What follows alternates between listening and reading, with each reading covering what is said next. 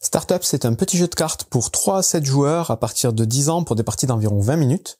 C'est un jeu dans lequel vous allez essayer de gagner le plus d'argent possible à la fin de la partie en essayant d'être à l'actionnaire majoritaire d'une des 6 sociétés qui sont présentes dans le jeu et qui sont représentées par des cartes.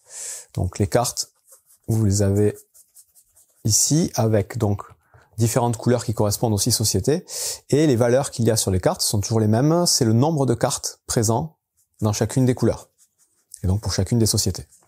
Donc ces cartes-là, vous les mélangez toutes, et au début de la partie, il ne faut pas oublier d'en retirer 5, que vous mettez de côté sans les regarder, bien évidemment. Et ensuite, vous distribuez 3 cartes à chaque joueur. Vous distribuez aussi 10 pièces de 1 à chaque joueur, en faisant bien attention de les laisser sur la face 1, parce que les pièces sont recto-verso, de l'autre côté, il y a 3. Le côté 3 sera utilisé uniquement en fin de partie pour payer les actionnaires majoritaires. Toutes les pièces supplémentaires sont mises hors jeu, donc on s'en servira pas du tout pendant la partie. Et ensuite, dans la boîte, vous avez aussi des petites flèches ici qui, elles, serviront que si vous faites une partie en 3 ou 4 manches. 4 manches, je crois. Le tour de jeu est tout simple, on va déterminer un premier joueur. Donc vous pouvez évidemment regarder vos cartes en début de partie, sans les montrer aux adversaires. Et le premier joueur, à son tour, va devoir piocher une carte. Donc quand il n'y a pas de carte disponible au marché, c'est-à-dire face visible autour de la pioche, on est obligé de piocher la première carte de la pioche. On la pioche, on la regarde, et là on a 2 possibilités. Soit on défausse une carte dans la zone du marché, soit on joue une carte devant nous. Les cartes qui seront jouées devant nous seront notre collection de cartes qui vont nous donner des parts dans les sociétés. Et le but du jeu, c'est d'avoir le plus de cartes d'une même société pour être l'actionnaire majoritaire et pour que les autres joueurs puissent nous payer ensuite. En effet, à la fin de la partie, le joueur qui aura le plus de cartes d'une même entreprise va recevoir des autres joueurs qui auront aussi des cartes de cette entreprise, des pièces de 3. Donc, ils vont leur donner une pièce de 1 qui vont retourner sur le côté 3 et qui vaudra donc 3 points. Si, par contre, les joueurs n'ont pas de cartes de cette entreprise, ils ne payent rien. Le but du jeu va être d'essayer d'avoir donc le maximum de cartes d'une même entreprise, parce que si on a des cartes d'une entreprise mais qu'on n'en a pas le maximum, on va devoir payer par carte qu'on possède une pièce qui vaudra 3 pour l'actionnaire majoritaire.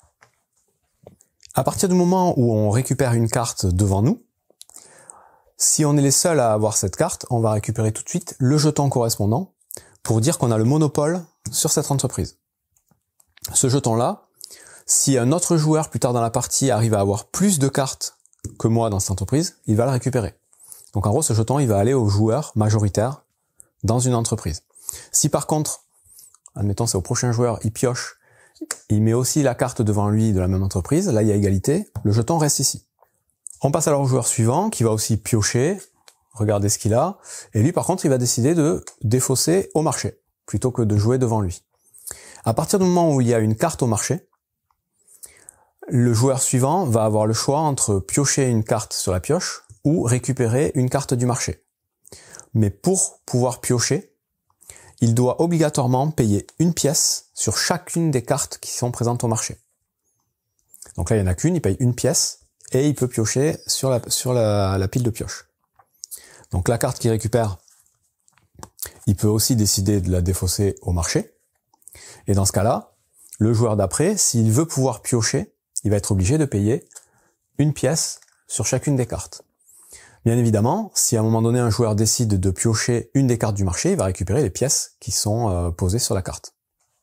Voyons maintenant à quoi sert ce jeton de monopole. Donc ce jeton de monopole, en fait, si jamais à un moment donné on a au marché une carte correspondant à l'entreprise du jeton, le joueur qui a le jeton ne peut pas venir récupérer cette carte sur le marché. C'est interdit pour lui. Les autres joueurs, par contre, peuvent le faire, même s'ils ont déjà une carte identique. C'est-à-dire que là, lui, il n'a pas le monopole. Il peut très bien, à son tour, récupérer cette carte, la poser, et dans ce cas-là, par contre, il prend la majorité, donc il récupère le jeton. L'intérêt, par contre, donc ça, c'est le petit handicap d'avoir ce jeton-là. On peut pas se rajouter des cartes de la même entreprise. Par contre, l'intérêt, c'est que ce joueur-là qui a le jeton monopole, s'il veut aller piocher une carte de la pioche, au lieu de payer un jeton sur chaque carte, il va payer un jeton sur toutes les cartes, sauf celle dont il a le monopole. Là, il n'est pas obligé de payer le jeton. Voilà. Donc, inconvénient, on ne peut pas récupérer une carte identique du marché. Intérêt, on n'est pas obligé de payer sur la carte correspondante pour aller piocher dans la pioche. On va donc jouer plusieurs tours comme ceci. Donc on pioche, on joue une carte, soit on la joue devant soi, soit on la joue au marché. Si on veut piocher dans le tas, on est obligé de payer sur toutes les cartes qui sont présentes au marché.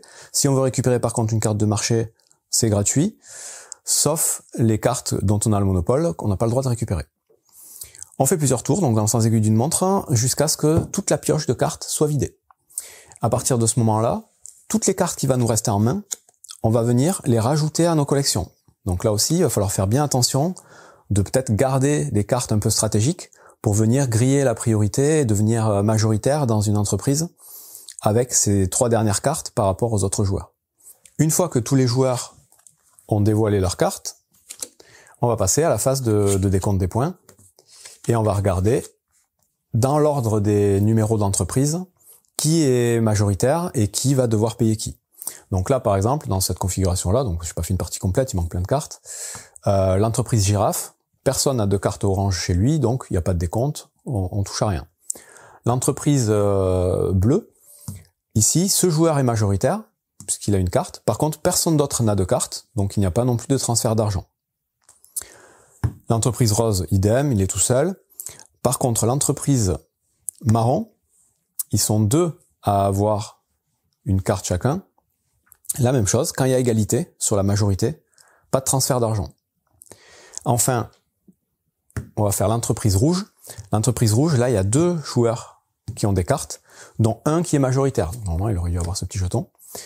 À partir du moment où il y a un majoritaire, les autres joueurs qui ont moins de cartes doivent lui payer autant de pièces qu'ils ont de cartes. Donc lui, il a 2 cartes. Il doit payer 2 jetons au joueur majoritaire et quand il les paye, il les retourne. Si jamais au moment de payer, un joueur n'a pas assez de jetons ou de pièces de valeur 1 pour payer le joueur majoritaire, on va faire un calcul entre les différentes entreprises de ce qu'il doit gagner et ce qu'il doit perdre. Par contre, on ne peut pas payer un majoritaire avec des pièces de 3 directement. Il faut pouvoir payer avec des pièces de 1 qu'on aura dans notre réserve.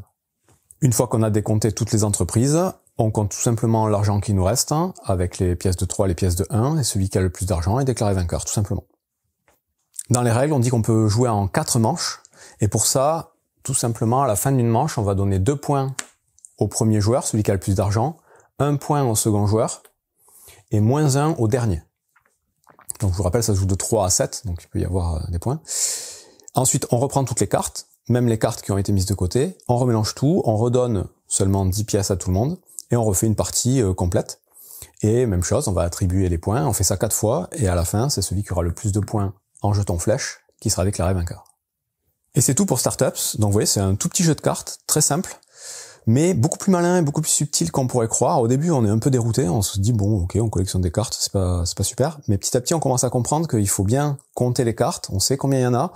Il y a le petit aléatoire donc des 5 cartes qui sont éliminées en début de partie.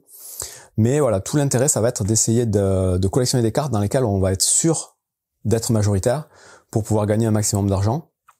Le problème, c'est qu'on n'est jamais vraiment sûr. Donc il va falloir essayer de garder en main pour les jouer à la toute fin certaines cartes un peu stratégiques. Et au final, ça en fait un petit jeu de cartes vraiment intéressant.